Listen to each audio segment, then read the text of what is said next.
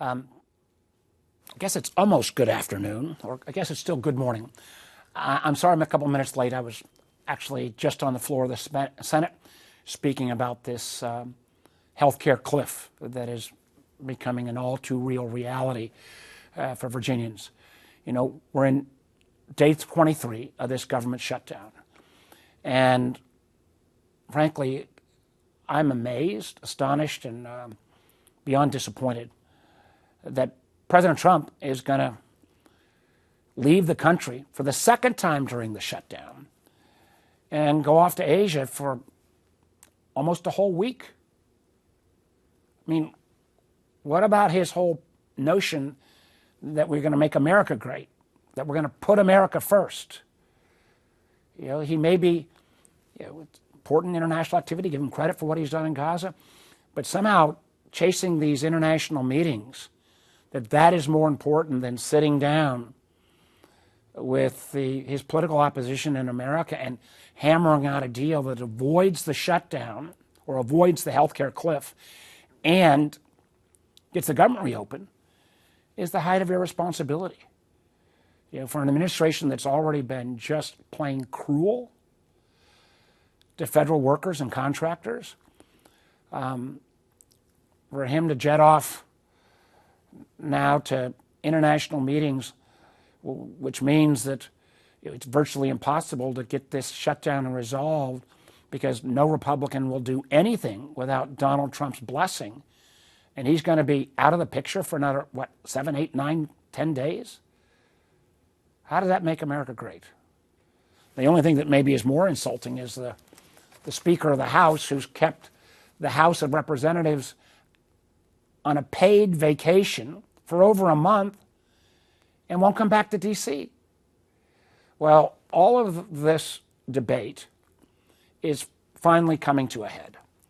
You know, I've talked to you guys time and again about the dramatic increases in healthcare costs that Virginians are going to see. Cited average family in various locations and in many cases seeing their rates double. Well, it's not hypothetical. The State Corporation Commission yesterday started sending out notices. And this is an example of something I've already got just in the last 24 hours. I believe it was this morning. A breast cancer survivor in Virginia Beach who currently pays, I think, $248 a month, and is going to have, even with the cost, even with the tax subsidies still in place, just because of the overall costs, are going to see her costs go up $285 a month now to $453 a month. If the subsidies are not increased, her cost will go up to $1,018 a month for health care coverage. And if you're a breast cancer survivor, you can't take the risk of going without health care. But when Virginians, and I think, are seeing hundreds and in some cases thousands of dollar increases on a monthly basis, the reality of that is going to be they're either going to have to, if they've got kids, maybe give up sports camp or give up music lessons. Maybe the furnace doesn't get fixed. Maybe the car payment isn't made. Maybe you got to figure out whether you can meet rent costs and healthcare costs. And this is kind of math. What it's going to also do is drive a whole lot of Virginians to say, you know what, I just can't afford healthcare insurance anymore. And when that Virginian doesn't have health care insurance and goes back into the bucket of the uninsured, and this is something I know a lot about as the original founding chair of the Virginia Healthcare Foundation, where we've tried to deal with this uninsured problem for years, what that Virginian's going to do when he or she gets sick, they're going to show up at the emergency room, which, as we all know, has some of the most expensive care in our whole healthcare system. And that cost, which is called uncompensated care, is going to be passed on to all the rest of us who have traditional health insurance. So this health care cliff that people are seeing the reality of, 24 plus million Americans, notices going out in Virginia starting yesterday, is now a stark reality. What are you going to do? Health care? Rent? Pay for your kids' education? That's the very real choice that Americans are going to face. And why we can't kick the can on this. When my Republican friends say, all we can deal with this at the end of the year. Baloney. This is a reality now. So Donald Trump ought to stay home for a day or two, sit down with us, get the government open, get a plan to avoid this cliff so that people are not thrown into this marketplace literally November 1st with absolute horrific results. And let me say as well that on November 1st, it's not just health care. We're going to see some of the SNAP programs, the food nutrition programs, start running out of dollars. And this comes on top of the big ugly bill earlier this year, which is going to cut food benefits literally for millions of Americans. That's going to get worse because of the shutdown starting November 1st. So is this really the right way we want to treat our fellow Virginians and fellow Americans? I think not. I think we can do better.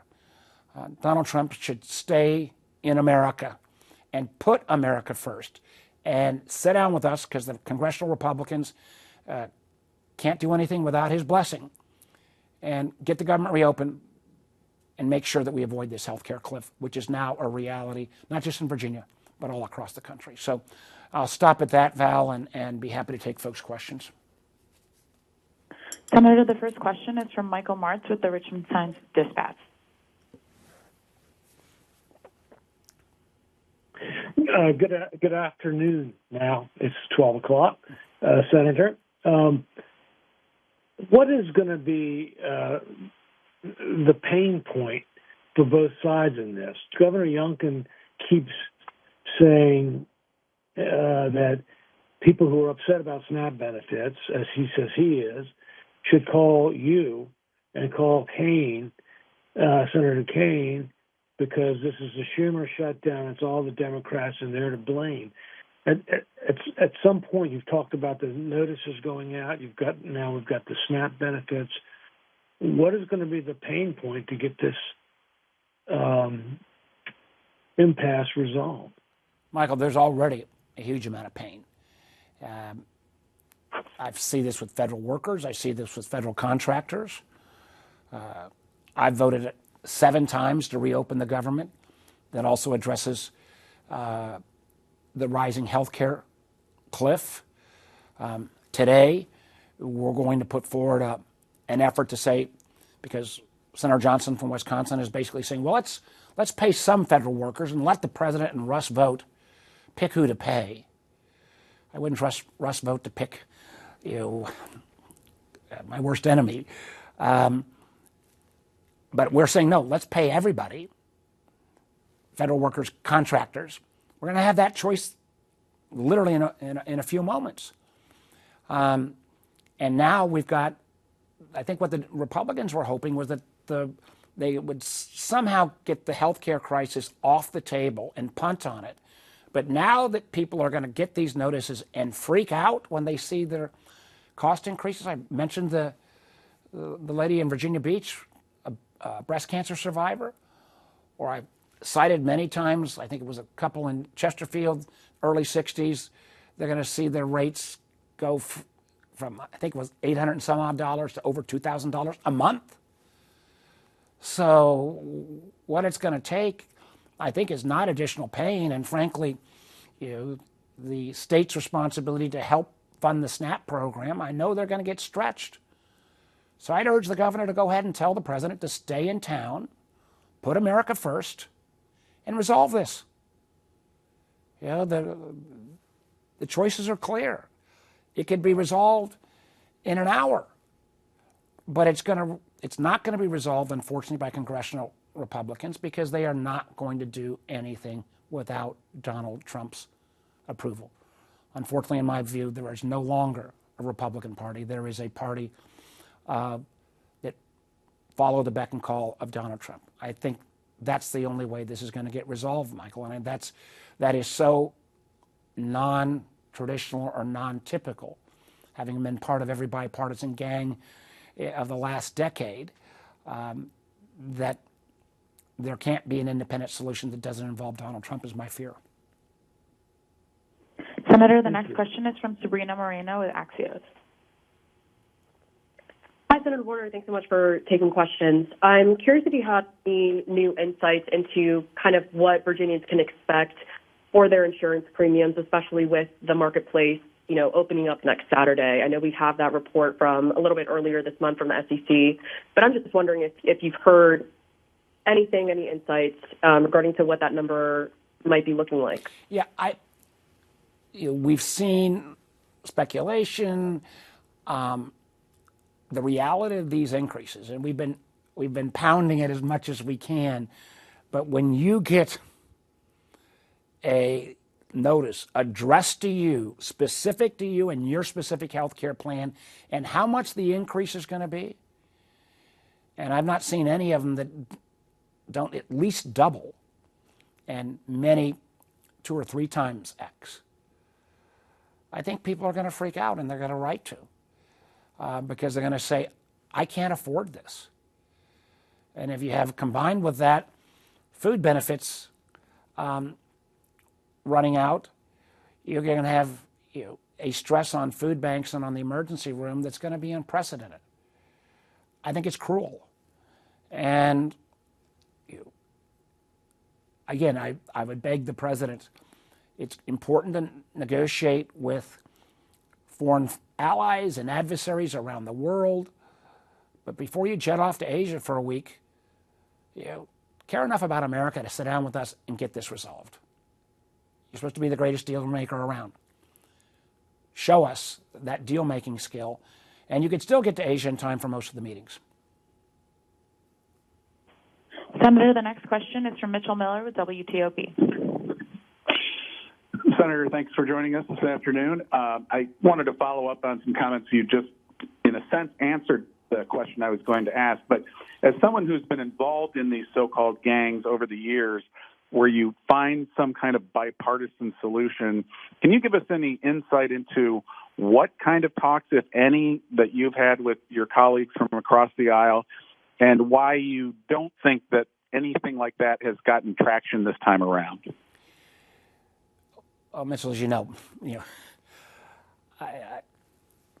I make the legitimate claim there's not been a bipartisan gang that I've not been part of, and I frankly think it's a better way to do policy. You get both parties buying in, and that requires compromise. The challenge is, none of my normal suspects, my Republican partners, they'll privately acknowledge they can't do anything without Trump's blessing. And and here's one of the best evidence of that right now. I've been very active on the Community Development Financial Institutions, CDFI front, hugely bipartisan.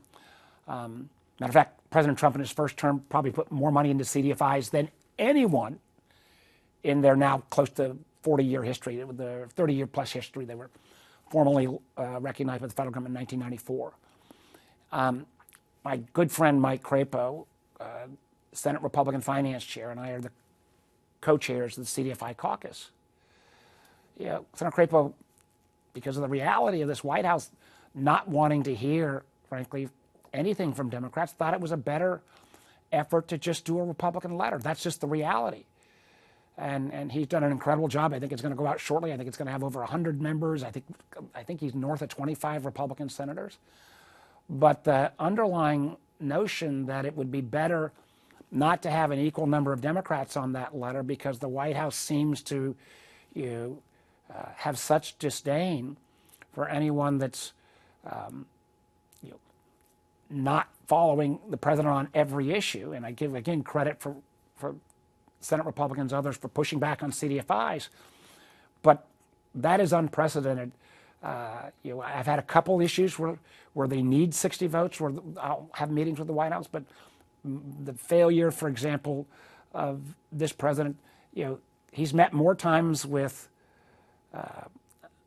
Vladimir Putin, I believe, in terms of than he's met with Democratic leadership. I know he's met more times with President Zelensky in Ukraine than he's met with Democratic leaders in the first 10 months of this administration. That's just not normal. Senator, the next question is from Noah Kim with WTKR. Hey, Senator, thank you for your time. So you discussed Ron Johnson's Shutdown Fairness Act and how y'all will be voting on that soon.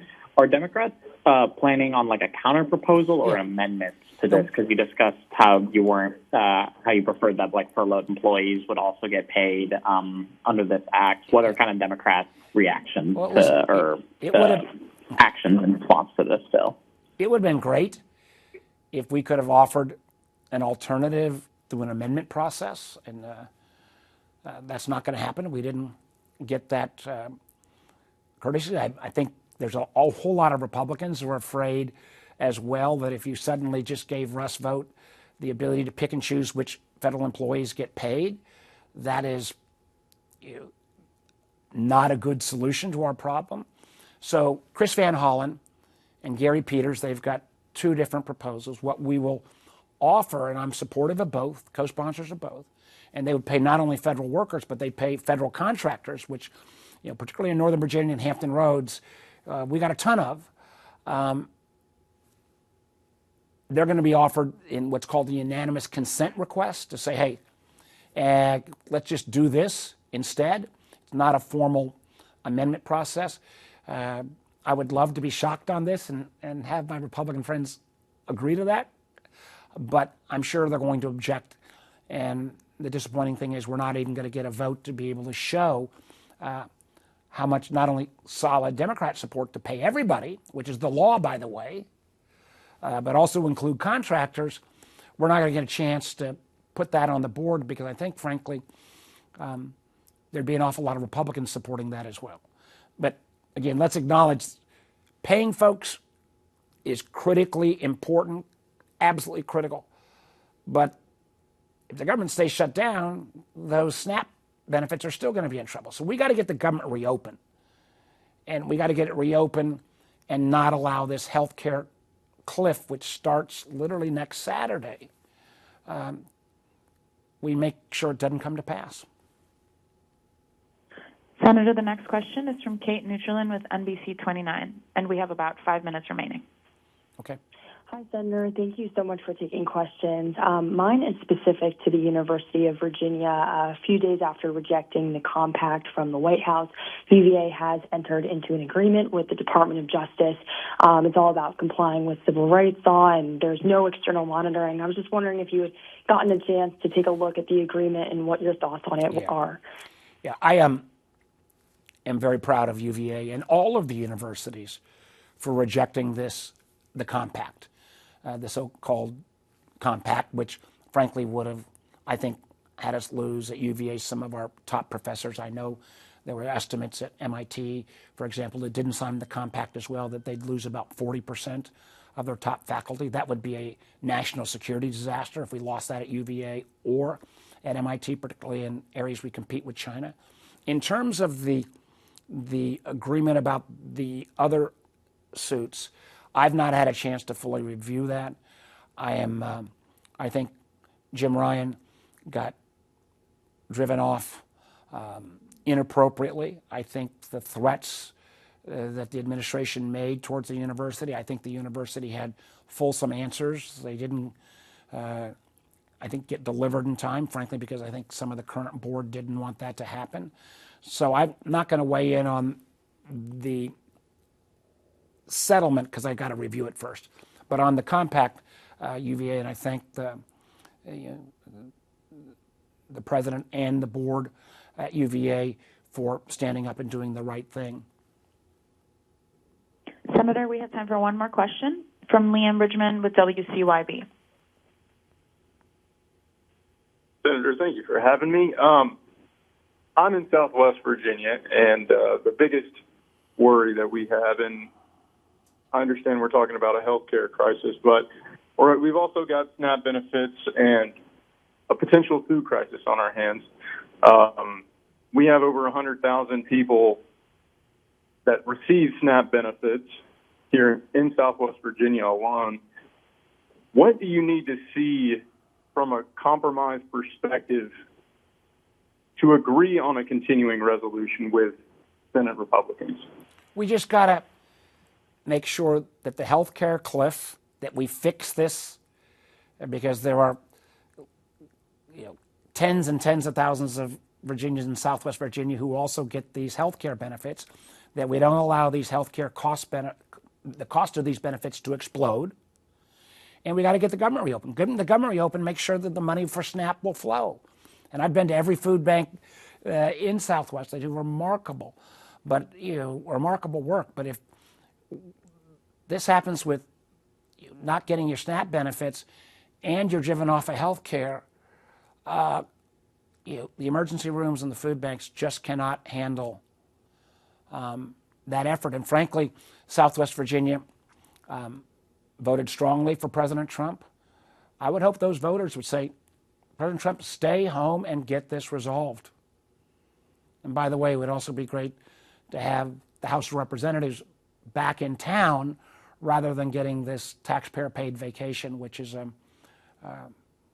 pretty awful in my mind.